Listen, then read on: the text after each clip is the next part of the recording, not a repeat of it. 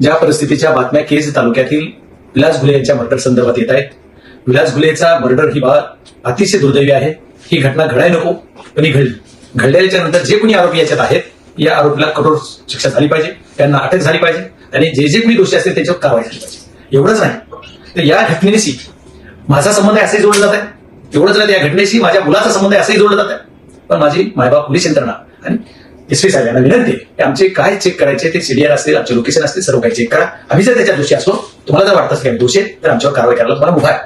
मी खासदार म्हणून तुम्हाला एखादी गोष्टीची अडचण येत असेल किंवा खासदारचा सीडीआर कसा तपासा, तर ते तपासण्यासाठी तुम्हाला लिगली काही अडचण येत असेल तर माझी तुम्हाला जिल्ह्याचा खासदार कसा असावा, तर बजरंग बाप्पा सोनवणे सारखा असावा. आणि मी तर म्हणतो महाराष्ट्रात जेवढेही जिल्हे आहेत ना, प्रत्येक जिल्ह्याला खासदार बजरंग बाप्पा सोनवणे सारखाच असला पाहिजे, प्रतिनिधी असाच असला पाहिजे. जेव्हा आपल्यावर आरोप होत आहेत, जेव्हा आपल्या मुलावर आरोप होत आहेत ना, तेव्हा ज्या पद्धतीनं पोलीस प्रशासनाला तपास करण्यासाठी बजरंग बाप्पा सोनवणे मदत करत आहेत ना, खरंच ते पाहता बजरंग बाप्पा सोनवणे यांना मनापासून सलाम. आणि दुसरी गोष्ट, जे काही प्रकरण घडलंय केज तालुक्यामध्ये, विलास घुले याची निर्घुणपणे हत्या करण्यात आली.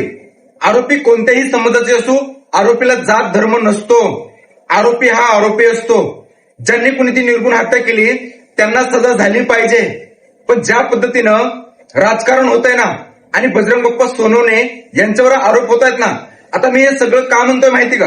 कारण बीडचे जे पोलीस अधीक्षक आहेत त्यांनी सांगितलंय स्वतः, आम्ही बजरंग बाप्पा सोनवणे यांच्या घरचे कॅमेरे चेक केलेत, मुलाचेही सीडीआर काढलेत, बजरंग बाप्पा सोनवणे यांचेही सीडीआर काढलेत कॉलचे.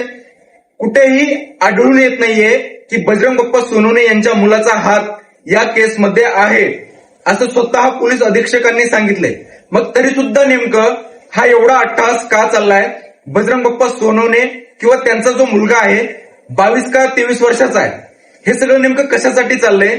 आणि या सोनवणे परिवाराचं नाव नेमकं का घेतलं जातंय ना, आता हाच महाराष्ट्राच्या जनतेपुढं एक मोठा प्रश्न उभा राहिलाय की खरंच लोकांना बजरंग बाप्पा सोनवणे यांचं नाव बदनाम करायचंय, हा एक आता मोठा प्रश्न आहे. पण जे काही असेल, चला ठीक आहे, आरोपी हा आरोपी असतो. ज्यांनी कुणी ती निर्घुण हत्या केली ना, आरोपीला सजा झालीच पाहिजे आणि त्या कुटुंबाला न्याय मिळालाच पाहिजे. कारण तो सुद्धा कुणाचा तरी लाल होता, कुणाचा तरी भाऊ होता, कुणाचा तरी मुलगा होता. त्या कुटुंबाला न्याय मिळाला पाहिजे.